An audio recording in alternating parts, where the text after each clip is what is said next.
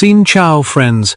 Welcome to a place where the breath of ancestors still lives in every strike, and every step in the ring echoes the battles of the past. Here in Vietnam, sport is not just a competition, it is the continuation of a millennia-old story of survival, honor, and the strength of spirit. Today, we will reveal the path of the warrior, from the dusty courtyards of ancient villages to the shining international arenas. This is a journey into the heart of a country where every punch carries an entire legend and every champion guards the secrets of their lineage. When you step into Vietnam, you're stepping onto a battlefield. Not the kind marked by gunpowder and steel, but one fought for centuries in the arenas of discipline, endurance, and the art of mastering both body and mind. Here, every punch, every kick, every contest carries the echo of an older war. A war for survival, dignity, and the preservation of the soul.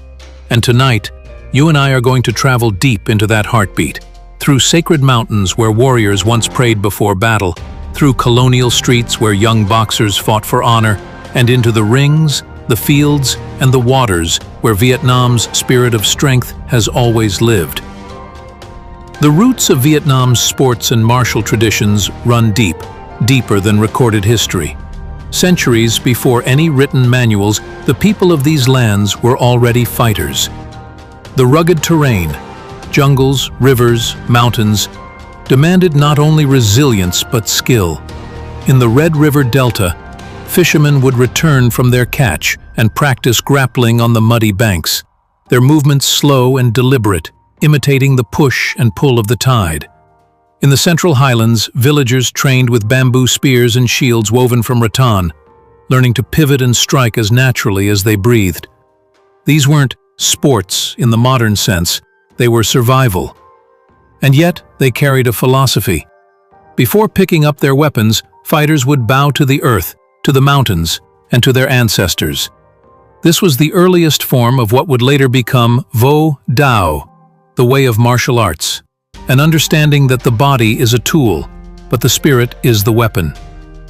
From these early traditions, Vo Vinam Viet Vo Dao would eventually emerge in the 20th century, founded by Master Nguyen Loc in 1938.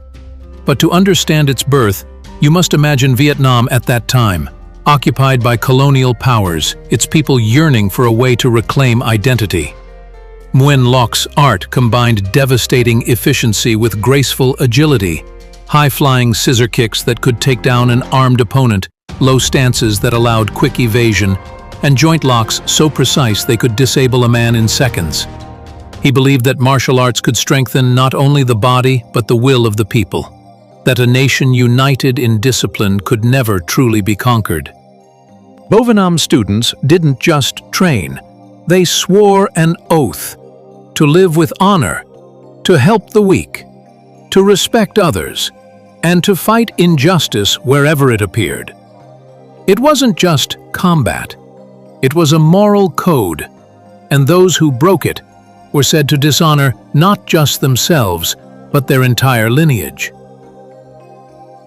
But Vietnam's martial spirit did not belong to Vo Vinam alone. Across the country, dozens of local styles thrived. Vo Binh Dinh from the Binh Dinh province, famous for its lightning-fast sword techniques. Vo Tai Son, inspired by the legendary Tai Son brothers who led peasant armies to victory in the 18th century. And Ngoc Tran, a rare style from Hue, said to have been taught to imperial bodyguards. Many of these systems were born from war and polished in peace, blending armed and unarmed techniques in ways that still surprise modern fighters. While martial traditions flourished in the countryside, Vietnam's cities saw the rise of Western sports during the French colonial period.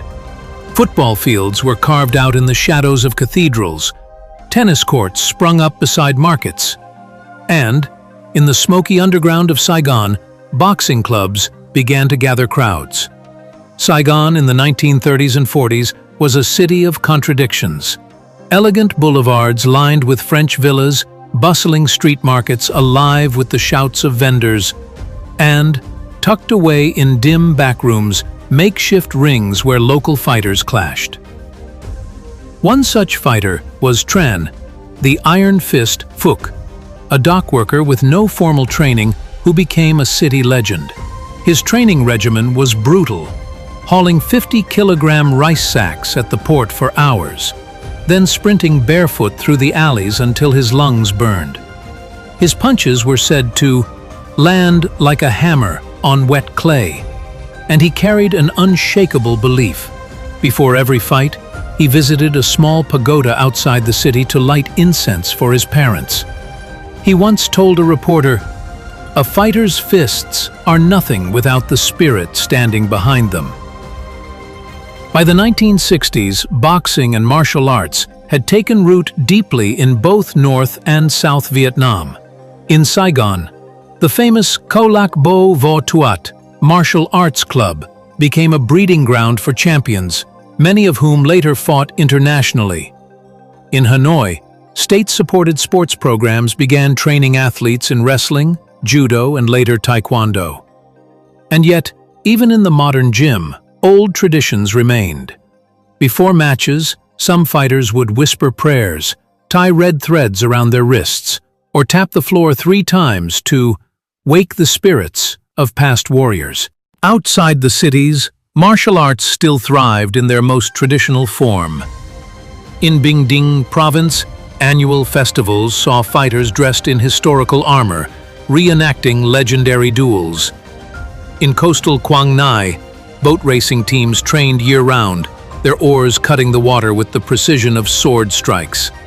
And in the Mekong Delta, wrestling matches during Tet drew crowds from miles away, where the winner was often rewarded not with money, but with a live buffalo, a symbol of strength and prosperity. Then there are the legends, those stories that blur the line between history and myth. Tales of masters who could leap rooftops in a single bound, or split bamboo stalks with bare hands. In the mist-covered forests of Gia Lai, some speak of the Ki Thun, monkey spirits, who grant unmatched agility to those who prove themselves worthy. In Tai Ninh, near the sacred mountain of Ba Den, fighters tell of glowing orbs that appear during training at night, believed to be the spirits of fallen warriors blessing the grounds. Today, Vietnam's sporting world is a blend of old and new.